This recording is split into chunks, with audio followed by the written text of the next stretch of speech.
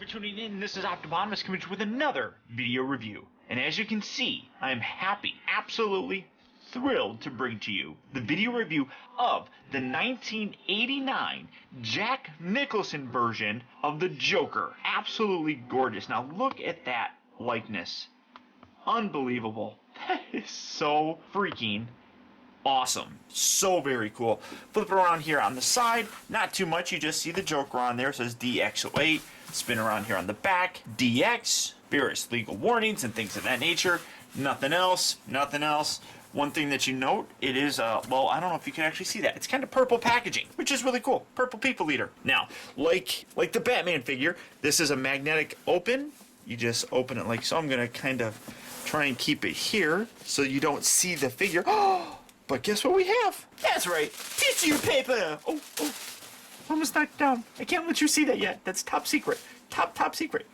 So kind of stay there. But coming over to the side, and much like the Batman version, we got a little read up here. And it says, calling himself the Joker, Jack Napier is not dead, but horribly disfigured by bleached white skin, emerald green hair, and a permanent ruby red grin. In addition to being a mad, immutable physical combatant, he is a brilliant and brutal criminal mastermind. He succeeds Grissom's empire and commits in a violent, chaotic crime spree in Gotham City. With his unpredictable and incalculable methods, he could easily evade capture. While Batman prefers to stay in the shadows, the Joker, on the contrary, basks in the spotlight, often broadcasting himself to the public. Batman is his only worthy opponent, and they are truly destined to fight forever. Obviously, you see the Joker 1/6 scale figure. And much like the Batman figure that came with a little kind of clear bit here that kind of replicated the bat signal, Joker also comes with one that's in the shape that you can see of just Joker's face. Not overly spectacular. I mean, obviously, you're not going to be using that to kind of signal for Joker to come and hang out, but still cool nonetheless. Set that right back inside there. And you can see the classic, iconic phrase repeated time and time again by fans across the world. Something I cannot say properly to give it justice. I'm gonna actually let the real man say it. Tell me something, my friend. You ever dance with the devil in the pale moonlight? Oh, spine-chilling. Spine-chilling. Now, what's even more spine-chilling? When you remove this, you're left with that. Absolutely gorgeous looking figure. So incredible. Now you see, coming up here to the top, you see that it says Joker and head sculpt. DX-08 features, such as the parallel eyeball rolling system, a translucent iris, which I'm curious about, authentic likeness of Jack Nicholson as the Joker, and detailed paint applications, and then a list of the artists that are involved in it. Then once you remove this, you're left with some of the accessories. And again, we'll get into all this stuff later on, but you see his hat there. You see all the various hands that he comes with. Obviously the body. And one thing that I will say, when you guys get these, if you do collect Hot Toys, definitely, without a doubt, read the user manual and follow all the construction details, because this is a very expensive, very collectible figure, and without a doubt you do not want to break it. Now, actually removing this foam insert here that actually has his body, we're just going to drop that right down. And here you have more of his accessories, which we'll get into. They're all packed underneath there. You see the nice display stand, alternate jacket. Yeah, I love the fact that this guy's a little posy. Money, Joker cards, megaphone, all that stuff. We'll get into that here in a little bit. So let's get this guy open, because I mean, really, this is something that does not need to stay in a package any longer. So let's get him open and see how cool he actually is. Alright guys, so here we have the Joker open up and out of its packaging. I honestly cannot tell you how difficult it was to actually get him in this pose. He is completely balancing himself on his one leg. I actually saw this picture here, or this particular pose on the Sideshow Collectibles website, and I wanted to know if I could actually duplicate it, and sure enough, I actually could. Now, that being shown here, honestly, one thing that I'm absolutely amazed with on this figure really has got to do with how he looks. I mean, this is an absolute perfect, I'm going to take that off, recreation of Jack Nicholson as the Joker. It's as spot on as you could possibly imagine it. Really, how they actually recreate this is beyond my comprehension. I am quite literally in awe when I look at this figure. It just really is one of the best figures that I have in my entire collection. Now, to really kind of highlight things, we're going to have to look at his face first. And again, the likeness of Jack Nicholson is creepy. It's absolutely uncanny how incredible that is. From every angle, you look left, you look up, you look down, it's all there. I mean, it's amazing. Now, he does come with the PERS system, which allows you to remove the back section of his head and access the ability to do something even more creepy, and that's make his eyes move. I mean, wow. Look at that, guys. I mean, wow. Seriously, that's one of the coolest features on this. I'm going to try zooming in just a little more. I mean, first, look at the mouth. I mean, absolute wonderful detail throughout the mouth, but again, just rotating this little joystick around gets you, I mean, seriously creepy looks. Woo. I mean, it's amazing. So amazing. And then to put it back on, it's got these little magnets on here. Comes around here, you got little magnetic bits or metal bits right there, and it just pegs on. It is fairly seamless. I mean, you can kind of see like the seam going across there, which kind of makes it a little ugly, but hey, then you take his hat, and now you can't even tell. That's the first major feature with this guy. Now, much like every other Hot Toys, we get a slew of hands. And here they all are. You actually get a total of 8 hands. You get one that's kind of spread out. You get one that's kind of like that. You get another one that's kind of like that. You get him with a little bit of a, I want to say, no, I think that's for him actually to hold the money, which I'll show here in a little bit.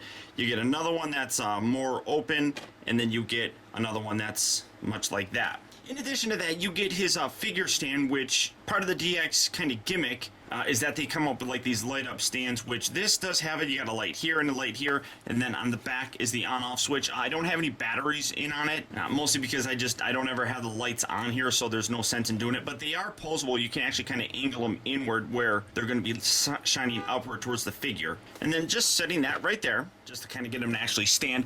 He does come with this really nice kind of felt hat, which obviously plugs in right there. It's the same material that his jacket's sort of made out of, except that, well, this one feels a little bit more fuzzier, but the jacket definitely has that as well. Now, he does come with his posy, which I'm a little on the fence about. The reason is because, as you can see, there's a little bit of a slit right there that this side does not have. You're supposed to be able to actually put it in there, but I can't because mine's sealed. So what I actually have to do is kind of have to hook it right here.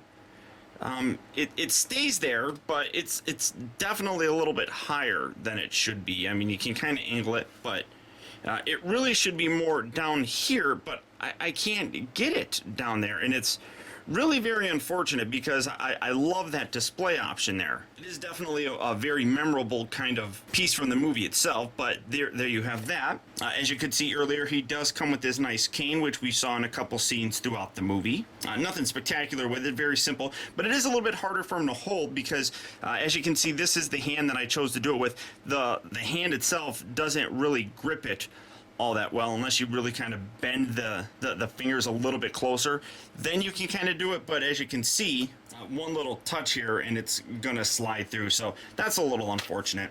Continuing on, kind of sort of in order in which the various accessories appeared in the movie, this is his gas mask, which I don't recall him ever actually using. He actually gave this to Vicky Vale. No, I stand corrected. He did use this at the end when he released the Smilex gas out of the balloon, so you could use that. But one thing that's really very cool is based on the way that the face is, it's like, how would you get this to actually stay on him? All you actually do is just kind of put it in there and kind of wedge it and kind of push and sort of, well, that almost did it. kind of just push, and you can get it to actually stay there. He's kind of looking up, but you can see it is actually still on there. So it really isn't all that bad. It actually comes with a small little deck.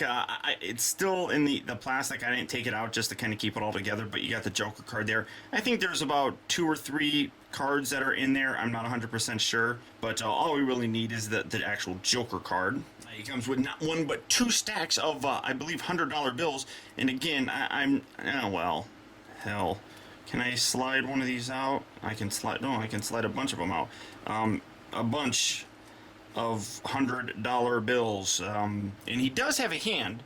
This hand is kind of, I don't want to say designed to hold it, but it's a much smaller grip, so you can actually get them holding a stack of them. They are all separate, I mean, obviously, and you get a whole bunch of them, but that's really cool that you can actually do that with the hand itself. You just really do have to kind of keep it wedged together down here, kind of fan it out, and you can actually hold it in there very nicely, which I think is a wonderful touch. He does come with 2 walkie-talkies, one of which I believe this is the one where he used to call the helicopter at the end of the movie. This one, I'm trying to remember. I think this was just the activator for the Smilex gas. I could be wrong, but I think this is more the remote control, whereas this one is the actual radio communicator. But either way, having both of these is a wonderful little piece. And again, he does come with this very iconic, extremely long handgun, which was used to take down the Batwing. One wonderful touch is the actual barrel, or whatever you want to call this bit right here, which holds the bullets. That's what we'll call it. It's hard for me to get into, but you can actually open it up and you can actually see a nice, wonderful paint job of the bullets in there, and it does rotate. And then oh wow, I just noticed that actually moves as well. I wonder if that does. No, that doesn't move. But it doesn't actually collapse in like the on-screen version. But what you do get is a second smaller gun that does say bang. Now this actually does remove, so you can have just the regular gun as well. And just like the larger one, this bit here actually folds down, and you can actually see the bullets on the inside here. So really very cool to have that as an accessory as well. He also does come with this extremely orange megaphone that he used to talk to the citizens of Gotham right before he released the gas that was going to kill them all. And much like I talked about before with the hands, just about everyone can be used to hold all of the accessories. And no Joker figure would be complete without a pair of chattering teeth. Except these ones don't really chatter, but they are spring-loaded, and you can chatter them yourself. Now, all those accessories are wonderful, but they don't really mean much unless you can really kind of fully recreate the look that the Joker had when he was using those accessories. And this being a DX version, what that basically includes is extra clothing for him, so we get to play dress up. Yay! When you slip off this jacket and put the long trench coat on, you can even further recreate that scene towards the end of the movie when he releases that Smilex gas. Now, one of the biggest problems though that I do have is that it actually you can kind of stretch it and bring it together where it will button up much like it's actually supposed to look. There is a button here that clasps on here, except I can't get it in there, and actually the little post for it is actually started stressing and almost broke off, so I'm not going to force it in there. But that's one thing that I really think sucks. I really wish that was made out of metal instead of plastic to really push that in there and really give that more unique look, because like I said, this is really how it should look when it's closed off, and that looks really terrific. You can remove more of the actual clothing when you take off the jacket. I do believe like the vest looks like it can slip off. That's just a matter of sliding it over here. I do think that the shirt can be removed and the pants can unbutton, but I'm not going to bother with any of that. But you can create a more relaxed look here by taking the jacket off and kind of create that look like we saw in the movie where he was actually cutting out the pictures, most notably of Vicky Vale and Alexander Knox. Now, his articulation, the head, you can see full range of motion with it left, right, all over the place. His eyes are articulated as I showed you. The arms move in and out, they move forward and back, but it is a little bit tricky to do. You do, as you do it, have to kind of rotate the clothes to kind of get it to actually move around. Because this is cloth, there isn't as much give as, say, like a rubber suit like we saw with Thor, or even more of a stretchy kind of material like in the 1978 Superman, the Christopher Reeve Superman.